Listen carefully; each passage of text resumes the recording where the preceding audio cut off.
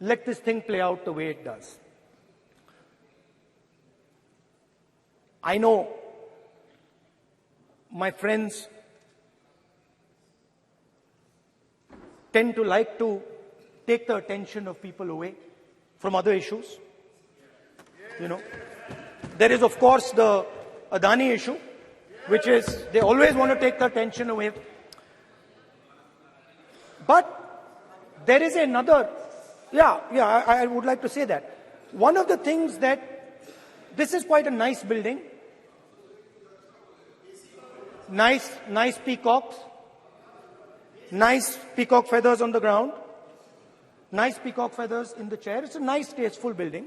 But frankly, I would have liked to see the President of India in this process. The President of India is a woman. She represents the tribal community, and it would have been befitting to have her visible in this transfer from one house to the other.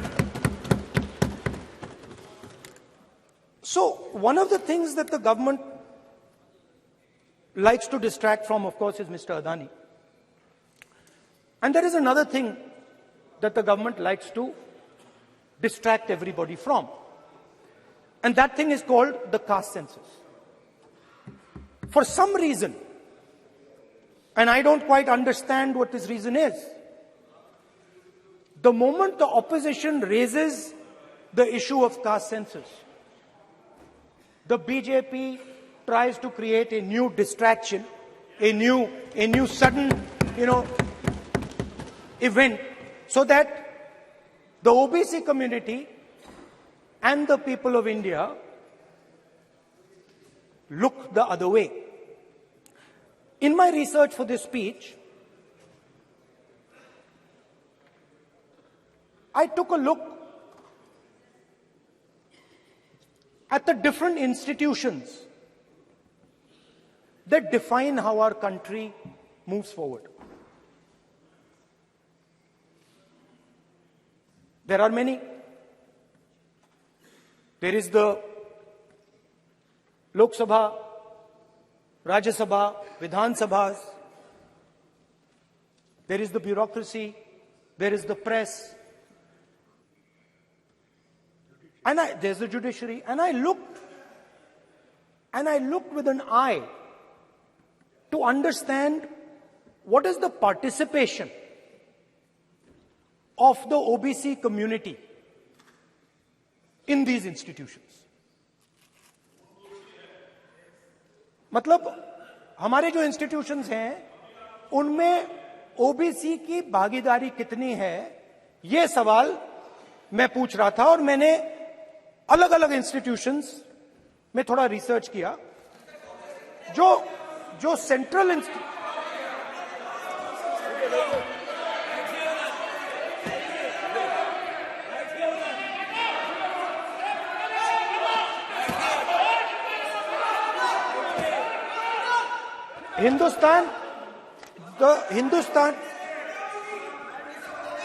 the central, don't worry, don't be scared, we are discussing, डरो मत, हम caste census की बात कर रहे हैं, डरो मत.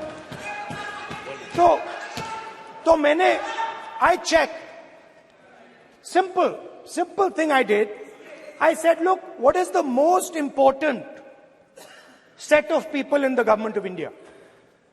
The people who define how this country is governed. Of course, Lok Sabha and Vidhan Sabha, but beyond that, they are the 90 secretaries of the government of India. 90 people, secretaries, are responsible for managing the core of the government of India. And I asked myself the question, how many of the 90 people come from the OBC community? And I was shocked and shattered by the answer. मैंने ये सवाल पूछा कि ये जो 90 secretary हैं, ये जो हिंदुस्तान की सरकार को चलाते हैं, जो बजट को चलाते हैं इनमें से ओबीसी कितने हैं? नरेंद्र मोदी जी प्रधानमंत्री हैं, ओबीसी के लिए काम करते हैं। मैंने यह सवाल पूछा, मैं आपको जवाब देना चाहता हूं। हिंदुस्तान के सेक्रेटरीज 90 में से सिर्फ 3 ओबीसी से हैं। और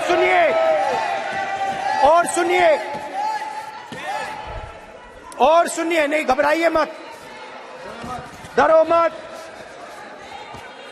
और सुनिए, ये जो सेक्रेटरीज हैं जो ओबीसी कम्युनिटी से हैं, ये हिंदुस्तान के सिर्फ 5% बजट को कंट्रोल करते हैं।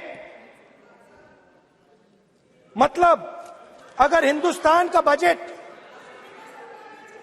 44 लाख करोड़ का है तो ये 2.47 लाख करोड़ मतलब 5% कंट्रोल करते हैं। और सुनिए, मैं कर रहा हूं, मैं वहीं आ रहा हूं।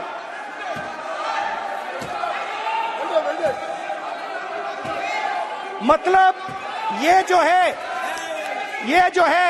आप ओबीसी की बात नहीं सुनना चाहते, ओबीसी की बात नहीं सुनना चाहते, ओबीसी की बात नहीं सुनना चाहते, ओबीसी की बात नहीं सुनना चाहते। आप ओबीसी के खिलाफ है, आप ओबीसी के खिलाफ है, ओबीसी के खिलाफ है। आप ओबीसी के अधिकार के बारे में नहीं सुनना चाहते, ओबीसी के बारे में नहीं सुनना चाहते, ओबीसी के प्रति न्याय नहीं चाहते, ओबीसी के प्रति न्याय नहीं होना चाहिए।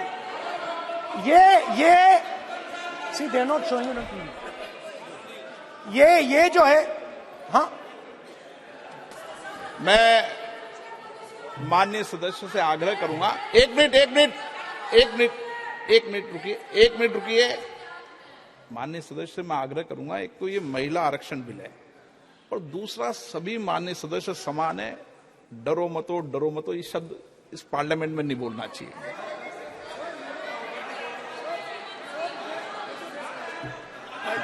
सर, ये जो डिस्कशन है, sir, speaker sir, this discussion,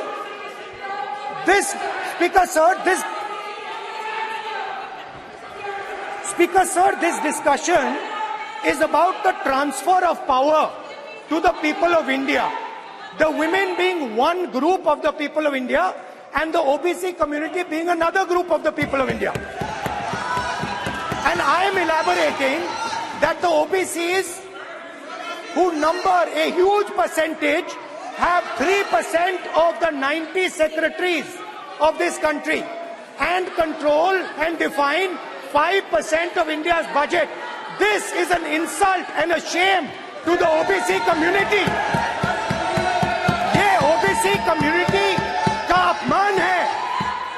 तो सवाल उठता है कि इस देश में कितने ओबीसी हैं, कितने दलित हैं, कितने आदिवासी हैं, और उस सवाल का जवाब सिर्फ कास्ट सेंसस से मिल सकता है।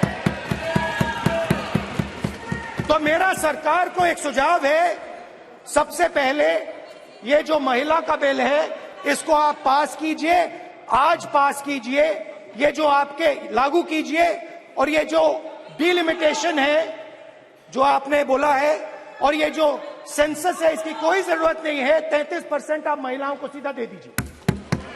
और दूसरी बात इसको बदलिए, इसको आप बदलिए। कैमरा नहीं है सर, कैमरा नहीं है, आपको ही दिखाएंगे सर, पूरा भाषण में आपको ही दिखाएंगे। ये आप बदलिए। ये जो लिस्ट है ये ओबीसी समाज का अपमान है।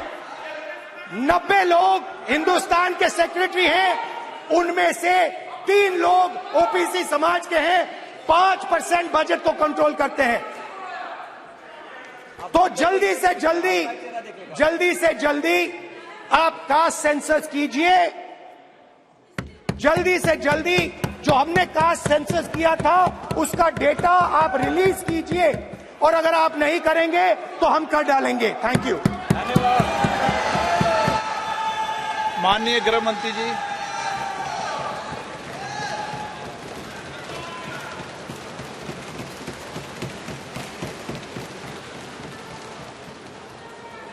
माननीय अध्यक्ष जी, सबसे पहले मैं आपका धन्यवाद करना चाहता हूं कि एक युग बदलने वाले विधेयक पर बोलने के लिए आपने मुझे अनुमति दी है। माननीय अध्यक्ष जी, संविधान को संशोधित करने वाले 128वें संविधान संशोधन के समर्थन में बात करने के लिए मैं यहां खड़ा हुआ हूं। माननीय अध्यक्ष जी,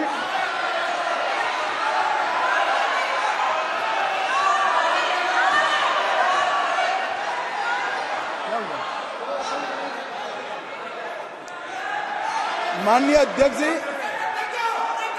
जिसको जाना है डरिए जाने दो, मत, डरिए मत।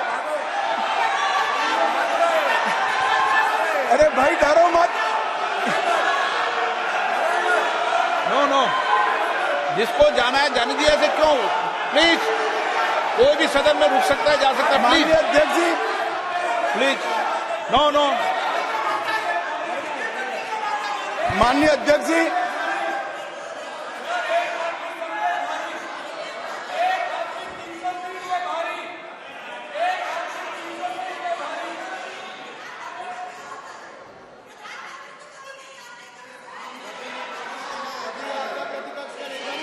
माननीय गृह मंत्री जी, माननीय अध्यक्ष जी,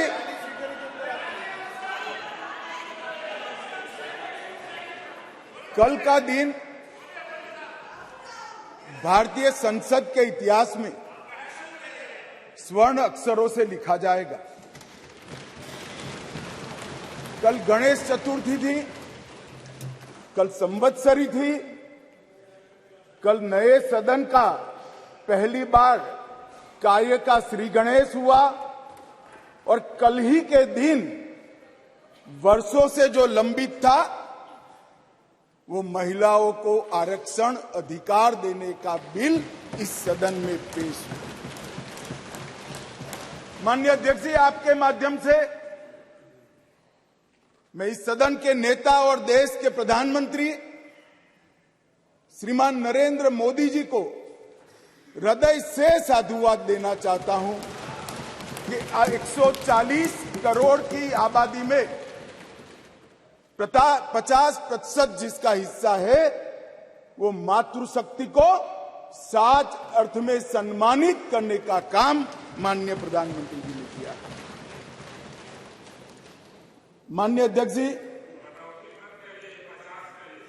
ये जो संविधान संशोधन है, ये संविधान संशोधन जैसे ही दोनों सदन सबके सहयोग से पारित करते हैं, उसके साथ ही देश की लोकसभा और देश के सभी राज्यों की विधानसभाओं में 1/3 स्थान मातृशक्ति के लिए आरक्षित हो जाए। इसलिए ये बिल के अंदर अनुच्छेद 239 ए जो दिल्ली की विधानसभा से संबंधित है, उसमें बदलाव लेकर मेरे साथी मंत्री मेघवाल जी आए हैं। नया अनुच्छेद 330 ए जो लोकसभा में 1/3 मातृशक्ति का आरक्षण करेगा। नया अनुच्छेद 332 ए जो राज्यों की विधानसभा में 1/3 मातृशक्ति का आरक्षण करेगा और इसके साथ साथ एससी और एसटी वर्ग के लिए जितनी भी सीटें रिजर्व है उसमें भी 1/3 सीटें मातृशक्ति के लिए आरक्षित हो जाएगी। माननीय अध्यक्ष जी, इसके साथ महिलाओं के अधिकार की एक लंबी लड़ाई का अंत हो जाएगा और जिसकी कल्पना इस G20 की बैठक में सम्माननीय नरेंद्र भाई ने समग्र विश्व के सामने रखी, वुमन लेड डेवलपमेंट, उसके नए युग के श्री गणेश इसी बिल से होने जा रहे हैं। क्योंकि अब इस देश की माता, इस देश की मातृशक्ति, इस देश की बेटी न केवल नीतियों के अंदर अपना हिस्सा पाएगी, नीति निर्धारण करने में भी अपने पद को सुरक्षित कर पाएगी। माननीय अध्यक्ष जी, कुछ पार्टी के लिए महिला सशक्तिकरण एक पॉलिटिकल एजेंडा हो सकता है। कुछ पार्टियों के लिए महिला सशक्तिकरण, माननीय अध्यक्ष जी, एक राजनीतिक मुद्दा हो सकता है। कुछ पार्टियों के लिए महिला सशक्तिकरण का नारा ये चुनाव जीतने का एक हथियार हो सकता है। परंतु मेरी पार्टी और मेरे नेता नरेंद्र मोदी जी के लिए महिला सशक्तिकरण राजनीतिक मुद्दा नहीं है।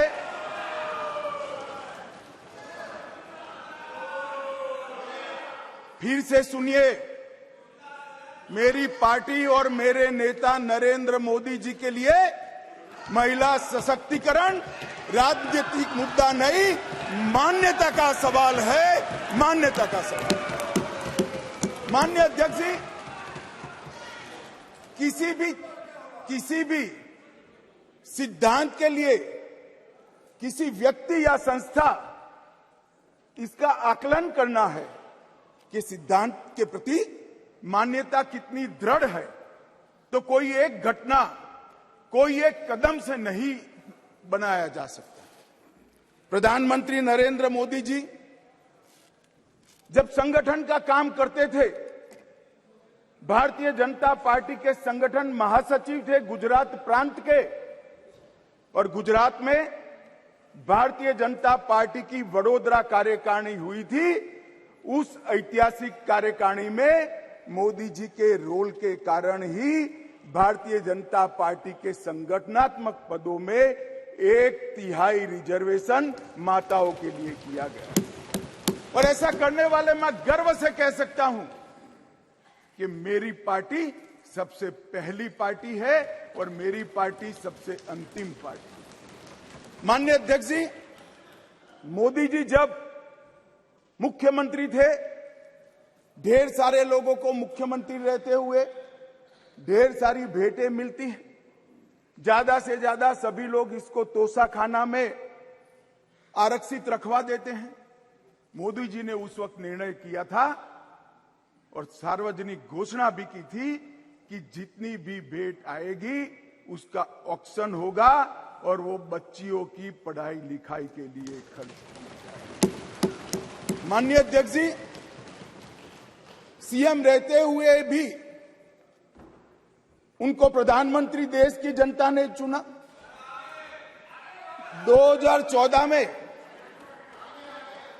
उनको प्रधानमंत्री पद के प्रत्याशी घोषित करने के बाद चुनाव हुआ और 30 साल के बाद इस देश की महान जनता ने पूर्ण बहुमत की एक सरकार मोदी जी के नेतृत्व में बनाने का मैंडेट दिया। और जब सरकार बनाने का समय आया तब मोदी जी का स्वाभाविक था कि मुख्यमंत्री पद से इस्तीफा देना, और इस्तीफा देने के बाद ही वो प्रधानमंत्री बन सकते थे। तो मुख्यमंत्री पद से जब मोदी जी ने इस्तीफा दिया तब इनके बैंक अकाउंट में माननीय अध्यक्ष जी, भाई उनको जवाब न दो,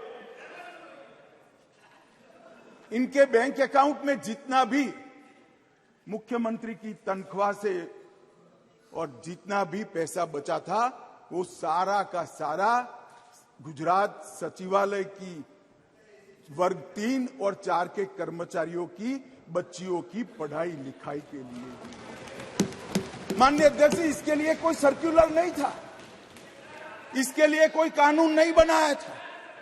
यही मोदी जी थे जब गुजरात के मुख्यमंत्री थे तब बेटी बचाओ बेटी पढ़ाओ का नारा देश भर में दिया और गुजरात में उनके प्रयासों से, जन जागृति के माध्यम से कोई कानून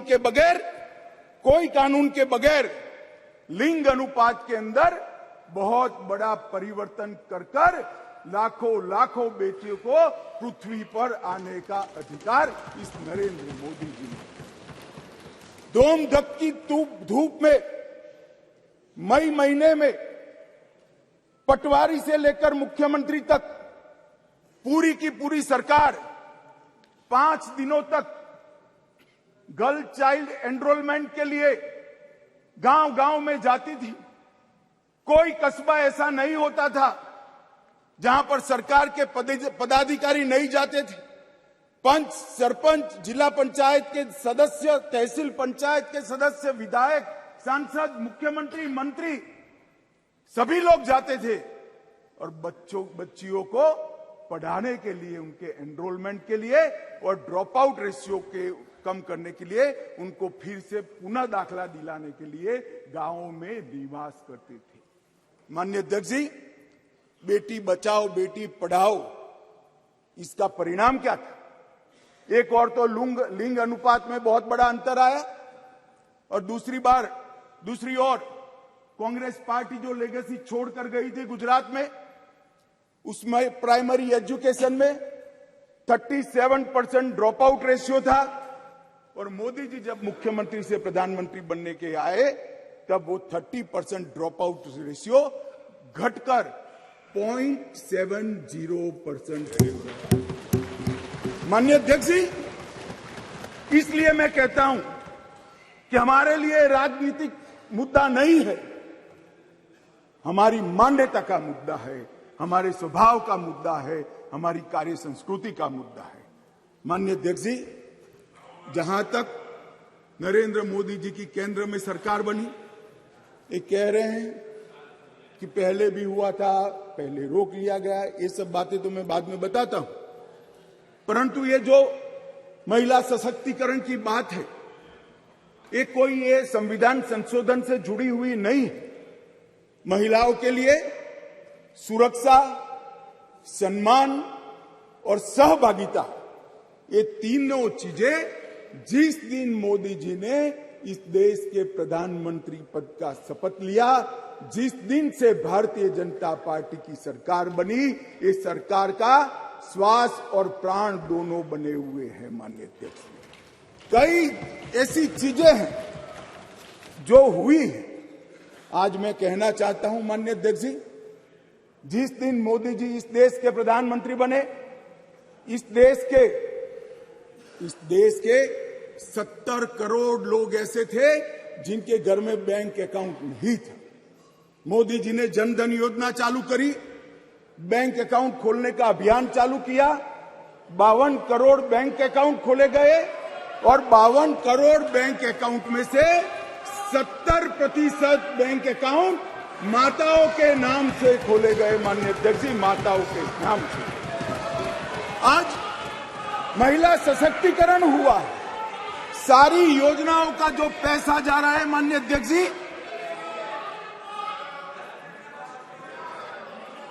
किसने 10 मिनट दिए मुझे? आप वहां बैठकर टाइम दोगे? अरे सुनने की आदत डालो भाई, आप वहां बैठकर मुझे टाइम दोगे? माननीय सदस्य प्लीज, मैं मेरी पार्टी के टाइम में बोल रहा हूं। आप कौन फैसला करने वाले होते हैं? माननीय गृह मंत्री जी। माननीय अध्यक्ष जी, आज कोई भी स्कीम का पैसा जाता है तो वो महिला के बैंक अकाउंट के अंदर जाता है। माननीय अध्यक्ष जी, कांग्रेस ने इस देश में 5 दशक से ज्यादा शासन किया। 11 करोड़ परिवार ऐसे थे जहां शौचालय नहीं था। गरीबी हटाओ के नारे दिए, मगर गरीबों की कोई व्यवस्था नहीं कर पाई थी। और जब एक घर में एक शौचालय नहीं होता है तो मान्यवर, सबसे ज्यादा तकलीफ युवा बेटी, बहन और मां को होती है। मान्यवर, शौचालय न होने की पीड़ा तो वही जान सकते हैं जिनके घर में युवा बेटी हो और शौचालय न हो। 11 करोड़ घर ऐसे थे जिनके घर में शौचालय नहीं था। मोदी जी ने पहले 5 साल के अंदर ही 11 करोड़ 72 लाख सदन की सहमति हो तो इस विधेयक के प्रस्ताव को पारित होने तक और चर्चा होने तक सदन का समय बढ़ाया जाए। माननीय गृह मंत्री जी। मान्यवर, ये 11 करोड़ 72 लाख शौचालय बने, किसका एम्पावरमेंट हुआ?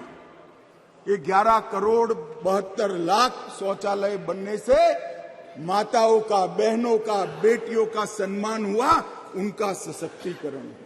10 करोड़ परिवार धुएं से युक्त थे, कंडे और टहनियां जलाकर आंख का नेत्रमणि खत्म हो जाता था, फेफड़े फाइब्रोसिस से भर जाते थे। 10 करोड़ घरों में एलपीजी का मुफ्त कनेक्शन देकर माताओं का सशक्तिकरण करने का काम किया। 3 करोड़ से ज्यादा माताओं को घर दिया, और वो घर माता के नाम से करने का काम हमारे प्रधानमंत्री नरेंद्र मोदी जी। मान्यवर, 12 करोड़ घर ऐसे थे जहां पीने का पानी नहीं था।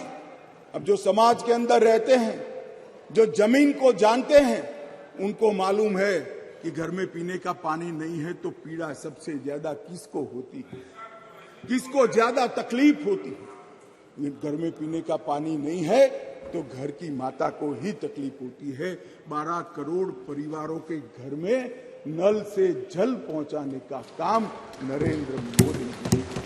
हर घर के अंदर 80 करोड़ लोगों को हर घर में प्रति व्यक्ति प्रति माह 5 किलो अनाज फ्री ऑफ कॉस्ट देने की शुरुआत की। जब चूल्हा नहीं जलता है ना मान्यवर, बच्चे भूखे रहते हैं, तो सबसे बड़ा चूल्हा तो नहीं जलता है मगर मां का दिल जलता है। मान्यवर, मां का दिल जलता है। ये भूखे परिवारों को 5 किलो अनाज प्रति व्यक्ति देने का काम हमारे नेता नरेंद्र मोदी जी ने। 3 करोड़ 18 लाख सुकन्या समृद्धि खाते खोले। मान्यवर, 3 करोड़ महिलाओं को मातृवंदना योजना के तहत फायदा पहुंचाया। मान्यवर, लगभग 26 सप्ताह का मातृत्व अवकाश, पेड मैटरनिटी लीव देने का काम हमारे नेता नरेंद्र मोदी जी ने। और एम्पावरमेंट क्या होता है माननीय अध्यक्ष जी? आज दुनिया भर में विमान उड़ाने वाले पायलट में महिलाओं की संख्या 5% है, भारत में 15% है, और ये 10 साल में बढ़ेगी। इसको एम्पावरमेंट। मान्यवर, हम ये जो बिल लेकर आए हैं,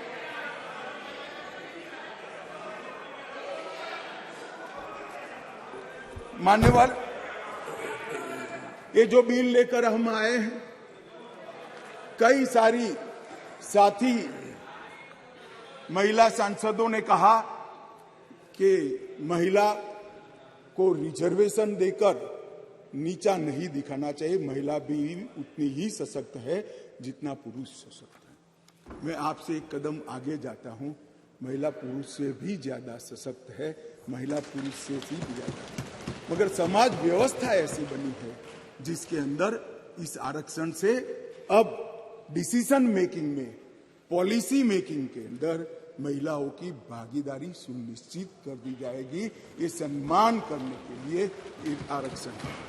मान्यवर, इस देश में जो भी रहता है, जिसकी जड़ें भारत से जुड़ी है, वो कोई भी महिला को कमजोर बनाने की गलती नहीं